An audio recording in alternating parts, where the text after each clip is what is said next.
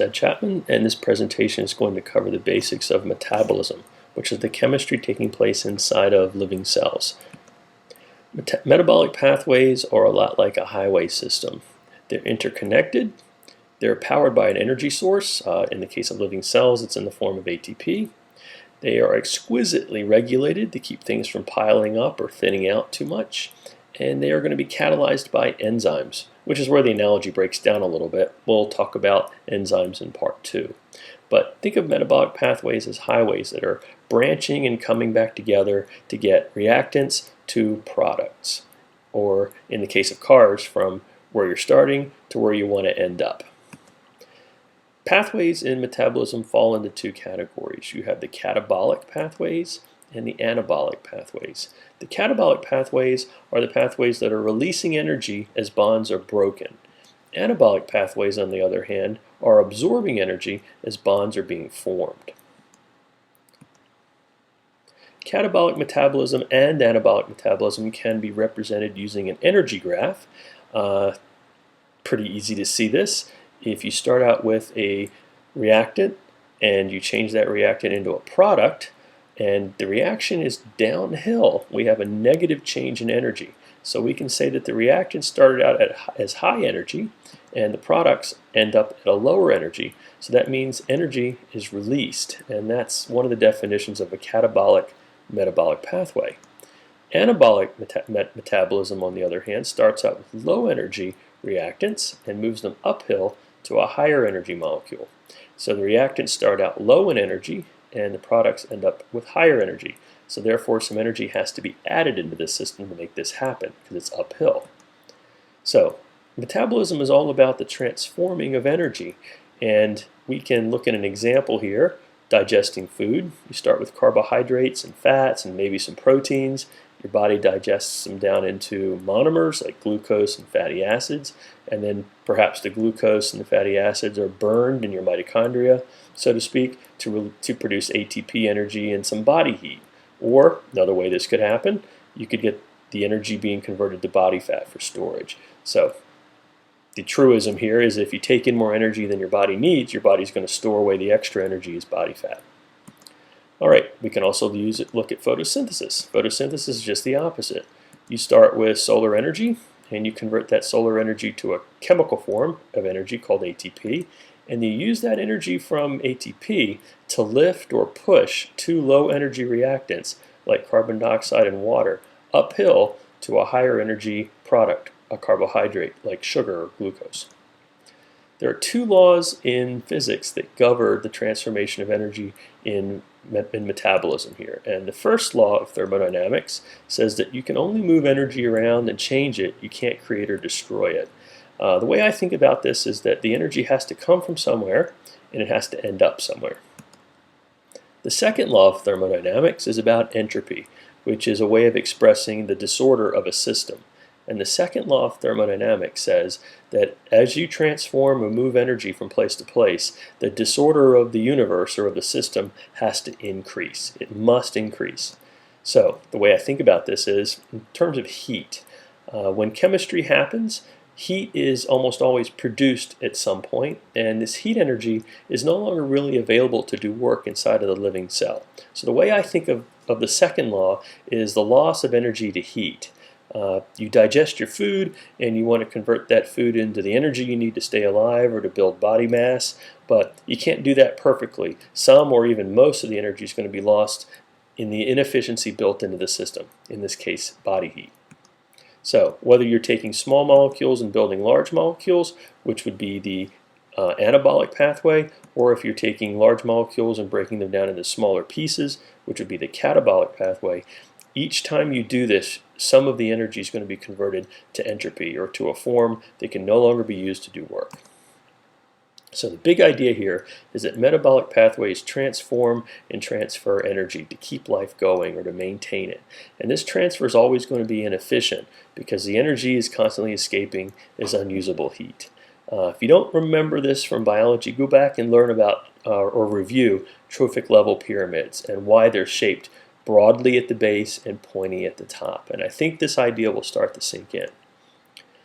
All right, organisms pay for staying alive with something called free energy. And free energy comes from metabolism. This is the energy that's available to the system to do work. And it's generally stored in the form of a chemical, like that ATP molecule we talked about earlier.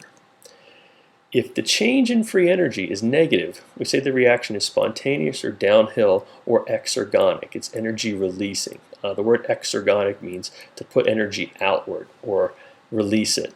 And as you can see from this graph, we're taking a large molecule that's high energy and we're changing it into a series of smaller molecules that's been broken down, and in the process we're releasing energy. So that the negative direction is downward, and that makes the change in free energy negative. Endergonic reactions do just the opposite. They push reactants uphill towards products, and that means we have to put energy in. And you can see that the free energy here is positive because we're moving upward on the y-axis. So the big idea here is that living things have to have more free energy available to get the job done than is actually needed or transferred in the process, because we have to pay for the uphill anabolic reactions. There's no such thing as a free lunch in biology or in physics. ATP is the molecule that powers cellular metabolism, and it does this by coupling an exergonic reaction to endergonic reactions that need the energy to take place. And to do this, ATP structure is absolutely critical, and I'm hoping you guys can see this here. The ATP molecule is made up of an adenosine molecule with three phosphate functional groups attached. That's where the T comes from. T equals 3 phosphates. And if you take one of the phosphates off, the molecule left over is something called ADP, or adenosine diphosphate. And this is a lower energy molecule.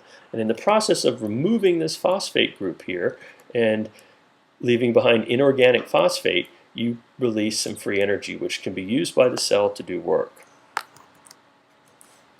So converting ATP to ADP and inorganic phosphate releases 7.3 kilocalories per mole of energy. So we can say that the change in free energy is negative, it's downward, and we're releasing 7.3 kilocalories per mole. And because the energy is being released, this is an exergonic reaction. We need an example to show how this energy coupling works. So let's look at a good example from cell biology here.